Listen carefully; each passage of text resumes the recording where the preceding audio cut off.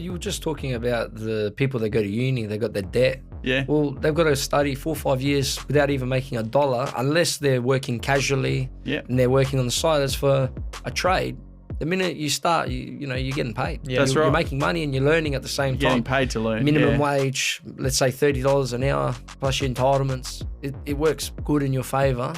If you live a simple life, if you live a bit of a lavish lifestyle, it might be a bit struggling. But uni students, you're not making any money unless you go out and work. Unfortunately, yeah. And that's scary because you got a debt as well to pay. Yeah.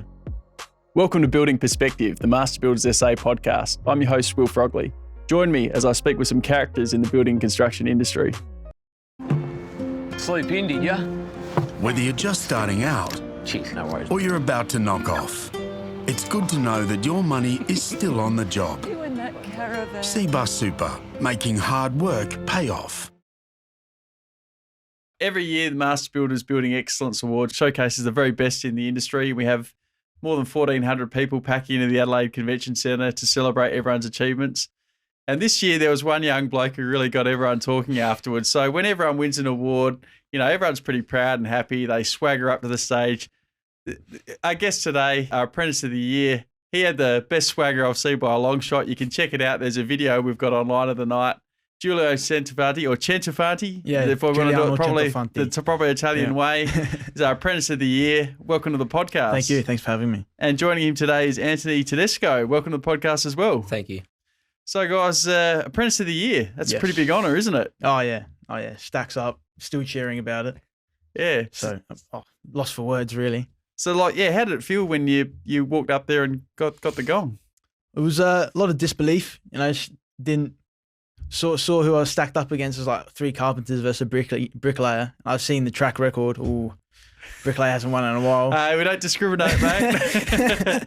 But no, it was good. So my family came with me. They saw, and it's good. Family, friends saying congratulations, and it's good for myself also because I can see all the work that I've put in. It isn't just for nothing.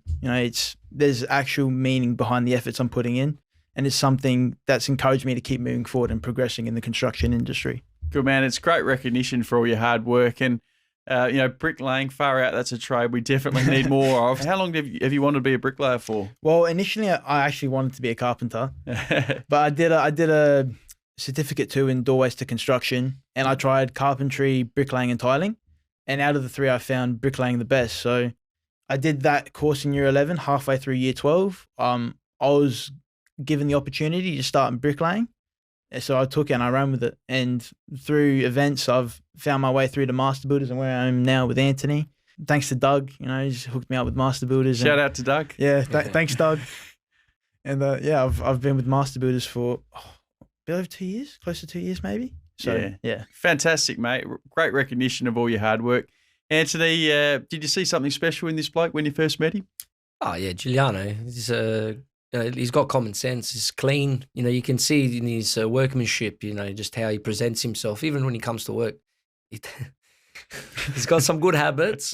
You can see how clean he keeps his car. Yeah. The cement mixer he keeps clean, which is good. Yeah. The brick saw he's gotten better, slowly, which is good. But it's good because young blokes, they're not known for being tidy, are they? Little habits. I always say if you can make your bed in the morning, that's a good start to being clean. Because if you wait for someone else to do it, well, this guy cleans his car, phenomenal, clean. Mixers clean. Even when he lays bricks, he's a clean site. Yeah. So he's got good, clean habits. And that was something I noticed early. Even if he laid 2 bricks compared to, say, someone who experienced like 10, his 2 bricks were neat, they were clean, and he slowly improved over time. Excellent. And have you been his host employer for the whole time that he's been at MBA? Yes. Yeah, so why would you get rid of the Apprentice of the Year, right? So you wanted someone better. We don't have anyone better. Sorry. I actually brought maybe not in this state. I actually brought Giuliano to Master Builders because I was a member and I was keen on getting apprentices. But instead of going to Master Builders and getting someone I didn't know, my second in charge, Carmen, he had the young lad under him at another company. And he offered him to me, and I said, look, we can put him through Master Builders and, security of full-time payments, entitlements, which is really good for me as a young company. We're only 2 years as a company.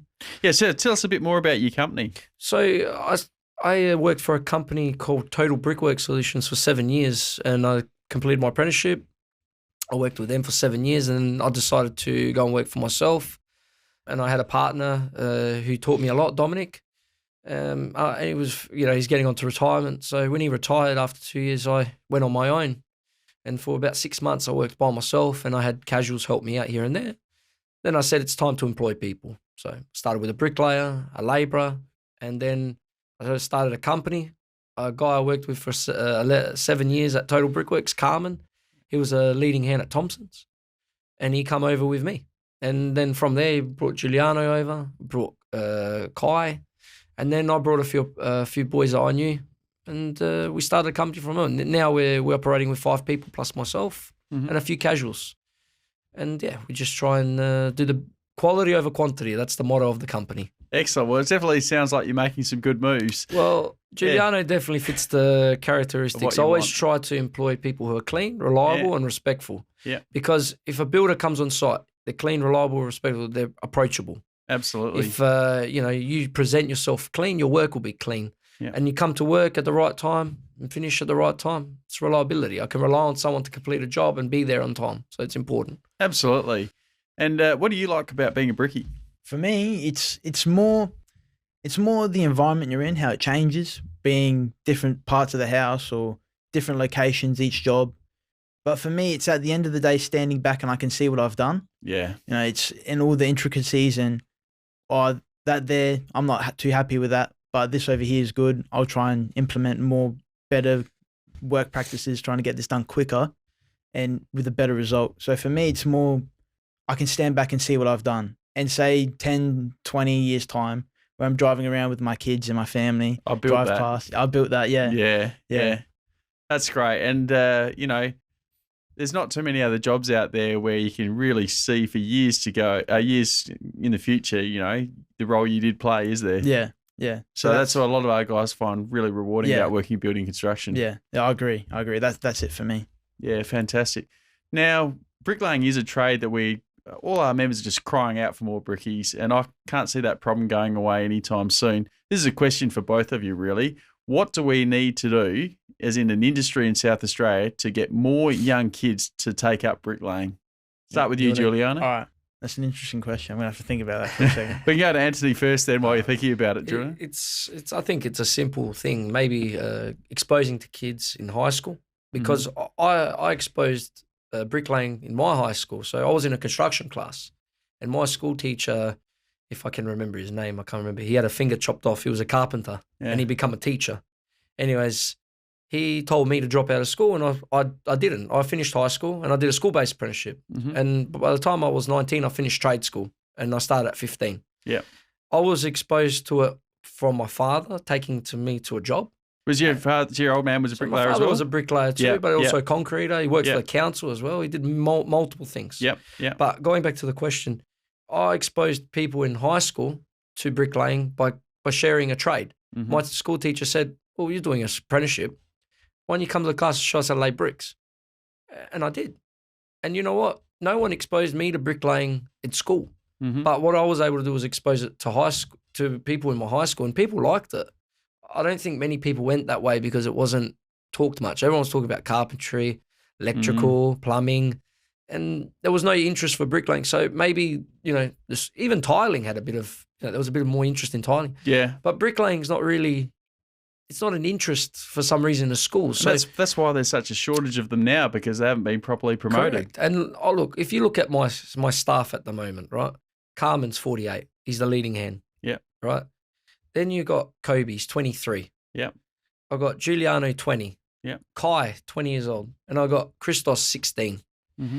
These boys here are all young, so they're the future for my company, right? Yeah. If you had to ask how many other bricklaying employers, what their average age is, you'd be looking at 30 plus. Oh yeah, absolutely. So absolutely, the possibility is that maybe it needs to be exposed to 14, 15-year-olds in a construction class at school. I don't know. I think that's a very simple way, or even soccer club, footy clubs. That's it's funny. These are all things that NBA is doing at the moment through our Born to Build program. That's great. So That's awesome. We've got a couple of field officers that go out to schools, sporting clubs every day, promoting the kids to careers in the trades. We've just partnered with the Adelaide Footy League. Beautiful. We're also successful in getting the government to kick in some money to promote bricklaying specifically, a program there through skill shortages, because you can't build without bricklayers. Bottom line, 100%. Yeah. You need it. Yeah. Without it, bricklaying will last 10 plus many years, hundreds of years. But Hebel and all these other products, how long are they going to last? If they're done properly, for sure. But bricklaying, the product, it's the best for me anyway. This is my opinion. Mm-hmm. Yeah. Yeah. I agree. So for me, just to touch on what Antony said, I reckon exposing them early. So don't just have furniture work or welding in high school. Maybe a bit of masonry. Not cutting bricks or anything, because we might have to get changed or something. I don't know, something they can implement. Yeah. But start young, and also just show them the different aspects of bricklaying, how it's not just laying a brick. Show them what we have to do, working off foundations, double brickwork. How does that work?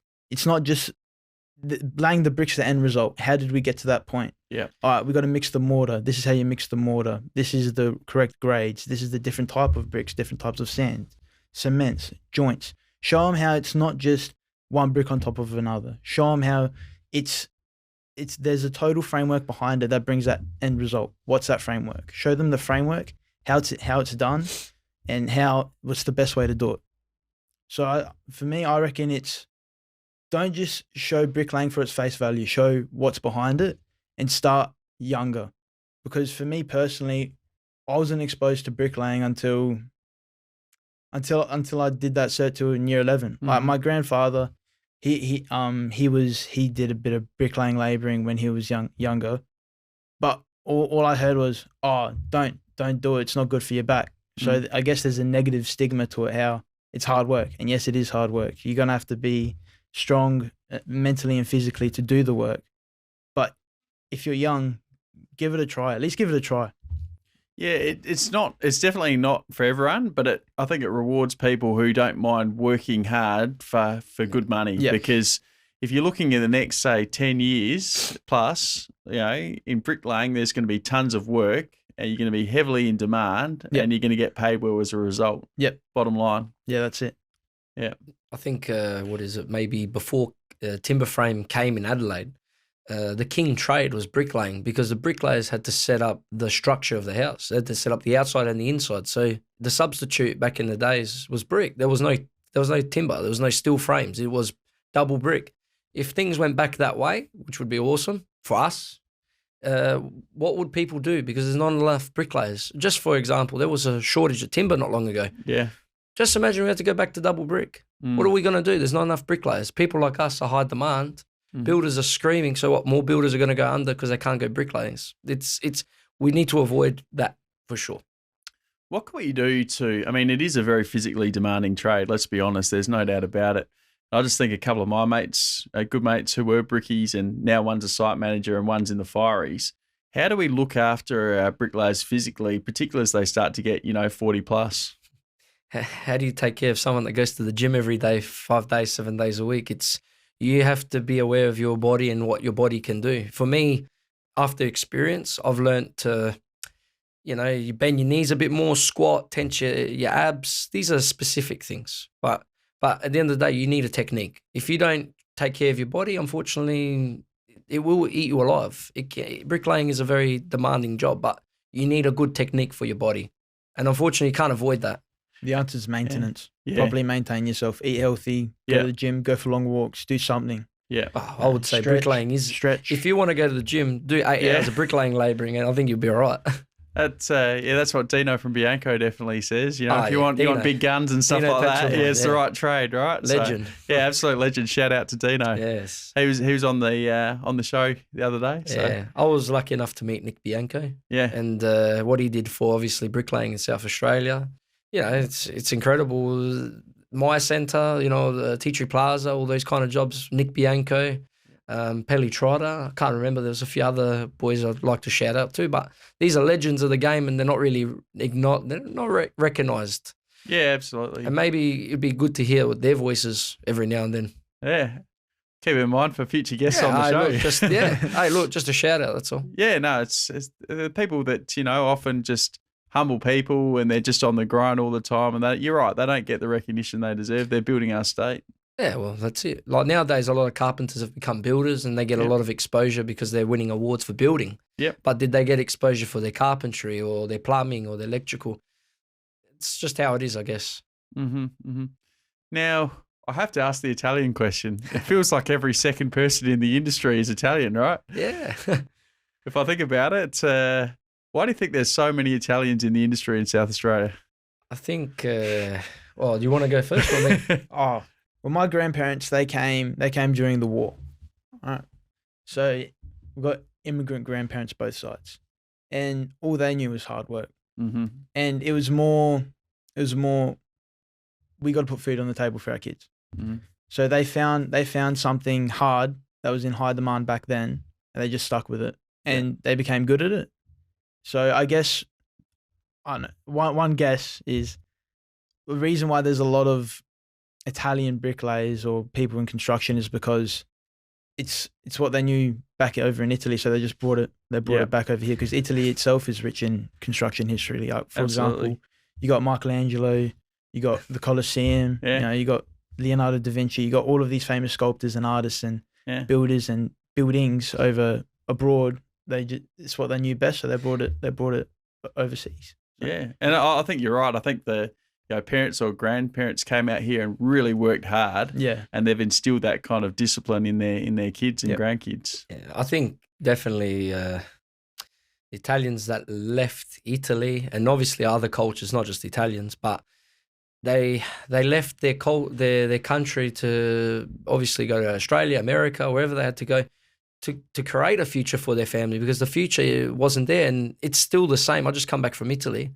People in Europe are struggling. Yeah. They can't even go for a holiday. If they go for a holiday, they go, like example, Italy isn't far from Albania. People going to Albania because there's stuff to see there now. They're actually building buildings. There's a lot going on. And that's what I heard when I was over there. I couldn't believe it. I said, Albania. I said, it's a small country. Yeah. But they can afford to go for a holiday there. Yeah. I'm sure Switzerland is a very expensive country, so Italians aren't going there anymore unless they've got money. There's no middle class at the moment in Italy. Yeah. And I think even back when our grandparents probably left, it was the same thing. Yeah. So I think it was either Australia or America. And now a lot of people, because Italians love talking. Don't forget, we love talking. Really? This podcast, this podcast could go for 8 hours for sure. I think the word spreads. Yeah. One family member, a paesano in English, a neighbor, or someone from their the friends. Region. Yeah. They talk, and eventually, it's funny. I won't say too much, but in Calabria, there's a place called Platì. 80% of the village is in Australia. Yeah. 20% is still remaining. Wow. That's what I was told. Whether that's correct or not, that was told, and I do believe it because a lot of people I met from Bricky, and they're all ex-bricklayers, roofers. There's something they're involved in the industry. We sometimes I go on Radio Italiana. And I actually sponsor this station. Good with Mario Luigi is who the show I go on, and usually we're talking about the fact we need more apprentices. Like, for example, today I've got 25 jobs for first year apprentices, and I really find it hard to find kids, particularly this time of the year. So it's it's September at the moment, towards the end of the year when school's finishing, we've got more kids we can usually get. But I go on there and say we're hiring, give us a call, because I'm hoping a Nonna or someone like that will hear and pass the word and tell them to give us a call, because I've got more jobs than people I can give them to. Yeah, that's right. Yeah. And I think that's typical of the industry at the moment, is we're so busy and we're all crying out for more people. So, if anyone knows some good Italians that want an apprenticeship with master builders, send them our way. I'm sure, but it's funny. Commission on that. It's funny that you say that, because a lot of, say, Europeans, I won't just say Italians, but a lot of immigrants. My generation, we're probably being educated from our parents not to go in the industry of trade because it's backbreaking. My dad, 40 years old, he retired. He had to retire because of all these injuries. Mm-hmm. And he went into more lighter duty work. So I won't get into that. But at the end of the day, our parents, so my generation, we're being educated to go to uni, do a less demanding on your body. For me, I chose it because it kept me busy. I was good at IT. Yeah. I got A in school for it. My dad even said to me, do IT, and I said, no, I want to do bricklaying. And he put a fight up with me. He's like, you're doing IT. Really? Yeah, you're doing IT, you're not doing bricklaying. I said, I want to do bricklaying. Yeah. And he thought I wanted to follow his footsteps. I did it because I liked it. Yeah. And he was like, you're going to complain, you're not going to wake up, this and that. Yeah, a little bit of that was true, but you know what? I got a company now. I've got workers. I'm happy. Doing really well. So I think that is a challenge though. Like it's not just parents, it's teachers and career advisors. They want to push every kid to uni, but that's precisely why we're in this position at the moment where we don't have enough trades. Well, just quickly, sorry, because I keep changing the subject a little bit, but when I was in year 12, I did research project because I went to Woodville High. And I had 2 subjects, research project and work placement. I did soccer coaching and bricklaying. Soccer, What soccer club are you involved in? I'm at Campbelltown. Shout out to them too. Yeah. Campbelltown. Just quickly, I was just going to say, at Woodville High, I did my research. In 10 years, so 2014, I finished high school. The percentage of high demand in bricklaying was very high. Yeah. And we're talking 10 years from now, 9 years from when I did it. It's so true. And now I have a company, I have workers. And 9 years ago, I can't believe I was doing a research project and not research, but work placement on bricklaying. Yeah. And it's come to life. And we're talking about how demand bricklayers is. My research project told me that years ago. Yeah. Oh, you got it on camera. It's good that you had someone in that environment pushing it because, you know, I think most career advisors were just, you know, uni. And, but, you know, that's why trades are getting paid so well now because it's demand and supply, right? Yeah. I also think uni's being pushed a lot because a lot of teachers have to go through uni to become teachers. True. So they don't know the other side. So maybe I don't know, maybe it's another way we can. Yeah, look, I think like there's nothing wrong with uni if there's a very specific job, specific job you want. Like if you want to be a teacher, doctors, if you really want to be a teacher, go to uni and study teaching, right? But there's a lot of courses where like you can be there for 3 or 4 years, come out with a big debt, and then you're like, well, I'm not really qualified for anything specific, so that's kind of a wasted opportunity, it's like right? Double inflation principle as well, because the prices of the degrees go up. Yeah. Well, each year more people are getting the same job you're after. Yeah. So instead of the price of the course coming down, and because there's more teachers, it just goes up together, which is strange. I think they're pretty irresponsible how many courses they have as well for how many jobs there are out there. And I speak from my experience. So originally I did journalism at uni, and at the time there was only one course in the state. This was Uni SA. And the first lecture we had, they said, oh, look, there's nowhere near enough jobs for all of you. Half of you, probably 90% of you are going to have to work somewhere else, not in the media. Now, since then, the media's kind of gone down. Like there's less jobs there than ever. The media's struggling financially, but there's now 3 courses for journalism and media and stuff. So they're pumping out all these graduates and the work's just not there. I think that's really irresponsible. Yeah. They'd be much better going off into learning a trade. Yeah. 100%. Bricklaying. Yeah. You were just talking about the people that go to uni, they got their debt. Yeah. Well, they've got to study 4 or 5 years without even making $1 unless they're working casually and they're working on the side. As for a trade, the minute you start, you're getting paid. Yeah, that's right. You're making money and you're learning at the same time. Getting paid to learn. Minimum wage, let's say $30 an hour plus your entitlements. It works good in your favour. If you live a simple life, if you live a bit of a lavish lifestyle, it might be a bit struggling. But, uni students, you're not making any money unless you go out and work. Unfortunately. Yeah. And that's scary because you got a debt as well to pay. Yeah. So and it's not a small amount, that debt. No. For a lot of courses, it's a lot of money. What would it be minimum? 50 grand, 80 grand? I wonder what it's like this. Yeah, for it depends on the course, obviously, and how long you're there. But, you can racking up tens and tens of thousands of dollars of debt before you even start your job. That's scary. Your job's not even guaranteed at the end of it as well, which is also...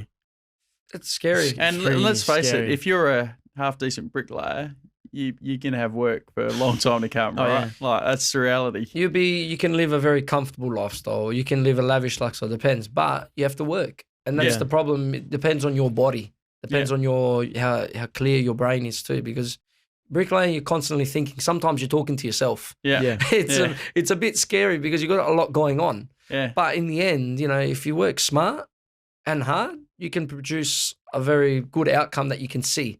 Bricklaying is a finished product. And like I said, there's not many finished products when it comes to construction other than bricklaying, rendering, and then maybe Tiling, paving, some tiling. Yeah, but when painting. it comes to the actual structure of the outside, Yeah. you drive past and you see brick or you see render. Yeah. But that's what I mean. It's bricklaying, rendering, they're finished products.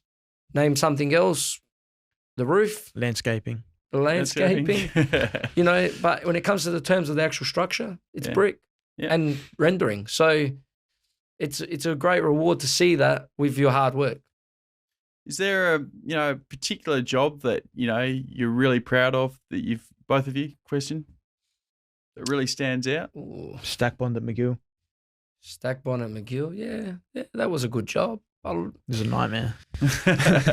We've had Looks some, good though, yeah. Look, we've had some challenging jobs because we don't just take the standard brick homes. Like we do for obviously consistency of work, but we like the decorative jobs. We love for me, I love the decorative jobs. We don't just do domestic brickwork. We do decorative, solid repointing. I love repointing. I think it's a dirty job, but you know what? Bringing old stuff to life is a fantastic thing.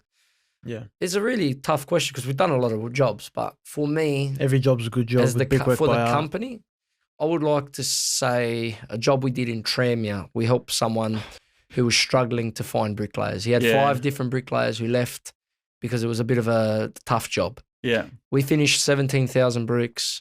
They were not an easy brick to lay. They were from Spain. They weren't drying, and we did it in the process of wintertime. It was black mortar, black brick. We got this job done. We saved someone. It's best not to say who, but we saved someone from getting into trouble. Yeah. But standing back and looking at it as a finished product, it was awesome. It was a good feeling that we helped someone, but also, the job come out Mickey Mouse. Yeah. I drove past it yesterday, actually. All right, this is a good question for you. When someone says Mickey Mouse, is it a good thing or a bad thing? It's a bad thing, isn't it? Well, if you ask my kids, they'd say Mickey Mouse is a good thing. But in the context you're talking about, it's a bad thing. It means it's average, there's lightweight. there's a lot of Doesn't it? a lot of Italians that can speak broken English. Yeah. So if someone said Mickey Mouse, that's a good job. Really? To an Italian, yeah. But if you say it to Wow. an Australian Yeah. or an English, they'll go, Mickey Mouse is no good, mate. Yeah. Mickey Mouse is good in Italian. Well, because There we you go. thought- I've learnt something new today. No, because it's the opposite. The broken English, the misunderstanding of Mickey Mouse is it's actually a bad job. Yeah. But we think it's a good job because the broken Italian, because of Lost in the broken translation. English. You're lost in translation somewhere. So when I say Mickey Mouse, I say, you're going to get a good job. You're going to get a very good job. Yeah, right. But if someone says Mickey Mouse to someone, obviously Australian or English, it's a bad job. So how funny is that? Eh? That's classic. I've never heard Mickey Mouse used in a good way before. Like, Well, I always say don't worry, you're going to get a Mickey Mouse job. I've had some people go, killer, don't worry, it's good. And then I've had some people go, Mickey Mouse, that's no good. I say, what's not good about Mickey Mouse? He's a cartoon character. yeah, that's right. Small, yeah. You're right, because Mickey Mouse is generally pretty light, the character, right? Yeah. So why is it used in a derogatory way? Because he's small? I mean, that's a bit harsh. Yeah. It's a funny thing. knows? Used to be a sailor. yeah, Steamboat Either Willie. way, quality over quantity. That's how we like to work. absolutely. So, Giuliano, you've got the world's your oyster, really, mate. You got Yes. a good future in front of you. Where do you really want to go in the next, in the future? What's next for Giuliano?